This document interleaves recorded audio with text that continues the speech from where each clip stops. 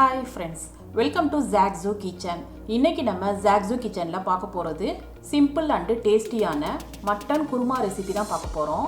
இந்த மட்டன் குருமாவை ரொம்ப குயிக்கா ஈஸியா செஞ்சிடலாம். இதோட டேஸ்ட் வந்து பிரமாதமா இருக்கும். இந்த ஈதுக்கு ஒரு தடவை ட்ரை பண்ணி பாருங்க. Friends, இந்த குருமா பாத்தீங்கன்னா 2 in 1 ரெசிபி மாதிரி தான்.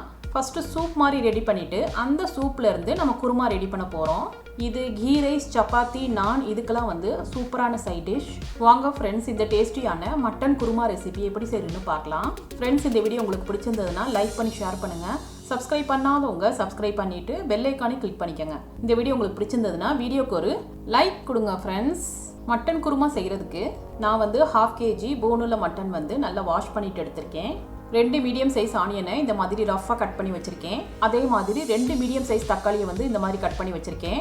இப்போ மிக்ஸி ஜாரில் கட் பண்ணி வச்சுருந்தா ஆனியனை சேர்த்துட்டு நல்லா பேஸ்ட்டாக அரைச்சி எடுத்துக்கணும். இந்த மாதிரி அரைச்சதும் இப்போ இதில் கட் பண்ணி வச்சுருந்தா தக்காளியும் சேர்த்துக்கலாம். இதையும் நல்லா பேஸ்ட்டாக அரைச்சிக்கணும். ஃப்ரெண்ட்ஸ், நம்ம வெங்காயம் தக்காளி வந்து கட் பண்ணி சேர்க்கறதுக்கு பதிலாக இந்த மாதிரி அரைச்சி சேர்த்தோம்னா குருமா வந்து நிறைய கிடைக்கும். அண்டு குருமா வந்து நல்லா திக்காகவும் இருக்கும். ட்ரை பண்ணி பாருங்கள். இப்போ மட்டன் குருமா வந்து நம்ம குக்கர்லேயே டைரெக்டாக செஞ்சிடலாம்.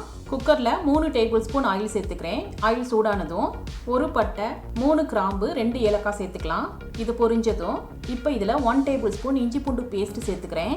1 நிமிஷத்துக்கு வதக்கிக்கணும். இப்போ இதில் நம்ம அரைச்ச வெங்காயம் தக்காளி பேஸ்ட்டை வந்து சேர்த்துக்கலாம். இப்போ இதில் மஞ்சள் தூள் 1/2 டீஸ்பூன், கரம் மசாலா 1/2 டீஸ்பூன், சீரகத்தூள் 1/4 டீஸ்பூன் சேர்த்துக்கணும். காரத்துக்காக 3 பச்சை மிளகா சேர்த்துக்கணும். உங்கள் டேஸ்ட்டுக்கு தகுந்தாப்புல பச்சை மிளகாயை வந்து கூட குறைய சேர்த்துக்கோங்க. இப்போ மட்டனை சேர்த்துட்டு நல்லா வதக்கிக்கணும். இப்போ சால்ட் வந்து 1 டேபிள் ஸ்பூன் சேர்த்துக்கணும். நான் கல் உப்பு சேர்த்துக்கிறேன். கொஞ்சம் பொடியாக கட் பண்ண கொத்தமல்லியை வந்து சேர்த்துக்கலாம். நல்லா வதக்கிக்கணும். இப்போ மிக்ஸி ஜாரில் 2 கப் அளவு தண்ணி சேர்த்துட்டு நல்லா அலசிட்டு இப்போ இதில் சேர்த்துக்கணும். ஃப்ரெண்ட்ஸ், நம்ம ஃபஸ்ட்டு வந்து சூப்பு தான் செய்ய போகிறோம். நீங்கள் எடுத்துக்க மட்டனுக்கு தகுந்தாப்புல தண்ணியை வந்து மட்டன் வேறு அளவுக்கு கூட குறைய சேர்த்துக்கோங்க. இப்போ குக்கரை க்ளோஸ் பண்ணிவிட்டு நம்ம விசில் வச்சிடலாம்.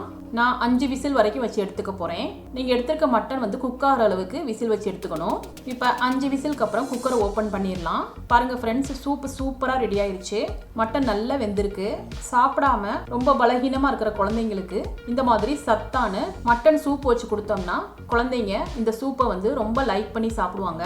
அதே சமயம் உடம்பு நல்லா தேறி வரும். உங்களுக்கு எவ்வளோ சூப்பு வேணுமோ அதை எடுத்துட்டு மேற்கொண்டு அந்த சூப்பில் இருந்து நம்ம வந்து குருமா வைக்க போகிறோம். நான் குருமா வைக்கிறதுக்கு 2 மீடியம் சைஸ் உருளைக்கிழங்கு எடுத்திருக்கேன். இதை வந்து தோல் சீவிட்டு இந்த மாதிரி பீசஸாக நம்ம கட் பண்ணி வச்சுக்கணும். குருமாவோட திக்னஸ்க்காக 2 பல்லு தேங்காய் எடுத்திருக்கேன். இதை வந்து ஸ்லைசஸாக கட் பண்ணிவிட்டு மிக்ஸி ஜாரில் சேர்த்துக்கணும். கொஞ்சமாக தண்ணி சேர்த்துட்டு இந்த மாதிரி பேஸ்ட்டாக அரைச்சி எடுத்துக்கணும். இப்போ இதில் 2 டேபிள் ஸ்பூன் வந்து தயிர் சேர்த்துக்கணும். ஃப்ரெண்ட்ஸ், குருமாக்கு வந்து தயிர் வந்து ரொம்ப இம்பார்ட்டண்ட்டு. அதனால் தயிரை வந்து ஸ்கிப் பண்ணாமல் சேர்த்துக்கோங்க. தயிர் சேர்த்ததும் ரொம்ப அரைச்சிடக்கூடாது. 30 செகண்ட்ஸ்க்கு பல்ஸ் மோடில் வச்சு எடுத்தால் போதும். இப்போ இதை இந்த மாதிரி நான் அரைச்சி எடுத்துக்கிட்டேன்.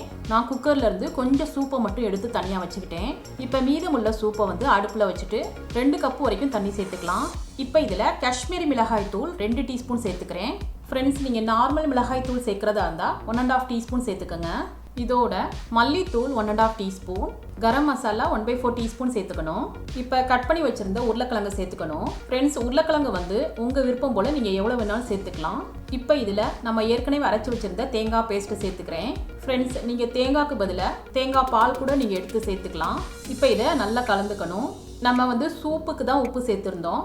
இப்போ குருமாக்காக 1/2 டீஸ்பூன் உப்பு சேர்த்துக்கிறேன். கொஞ்சம் பொடியாக கட் பண்ண கொத்தமல்லியும் சேர்த்துக்கணும். நல்லா கலந்துக்கலாம். இப்போ மறுபடியும் குக்கரை வந்து க்ளோஸ் பண்ணிவிட்டு 2 விசில் வச்சு எடுத்துக்கலாம். ஃப்ரெண்ட்ஸ், இந்த மாதிரி நம்ம மறுபடியும் விசில் வைக்கிறப்போ உருளைக்கிழங்கு நல்லா வெந்துடும். அதே சமயம் குருமாவும் நல்லா திக்காயிரும். இப்போ 2 விசில் வச்சு எடுத்துக்கிட்டேன். இப்போ குக்கரை ஓப்பன் பண்ணிடலாம். அவ்வளோதான் ஃப்ரெண்ட்ஸ், நம்மளோட சிம்பிளான மட்டன் குருமா சூப்பராக ரெடி ஆயிடுச்சு. குருமா நல்லா வாசமாக, உருளைக்கிழங்கு பார்த்தீங்கன்னா பெர்ஃபெக்டாக குக் ஆகிருக்கு. அதே சமயம் மட்டனும் இன்னும் நல்லா குக் ஆகி நல்லா சாஃப்டாக இருக்குது. இந்த ஸ்டேஜில் உப்பு மட்டும் சரியாக இருக்கான்னு செக் பண்ணிக்கோங்க. இதே ஸ்டெப்ஸை ஃபாலோ பண்ணி நீங்கள் சிக்கனில் கூட ஈஸியாக குருமா செஞ்சிடலாம். இப்போ இதை ஒரு பவுலுக்கு மாற்றிட்டு லாஸ்ட்டாக கொத்தமல்லியை மேலே தூவிட்டு கார்னிஷ் பண்ணிக்கலாம். ஃப்ரெண்ட்ஸ், இந்த டேஸ்டியான மட்டன் குருமா ரெசிபி உங்களுக்கு பிடிச்சிருந்ததுன்னா நீங்கள் ட்ரை பண்ணி உங்கள் எக்ஸ்பீரியன்ஸை கமெண்ட்டில் ஷேர் பண்ணுங்கள். சுவையான சமையல், சுகமான வாழ்வு. தேங்க்யூ.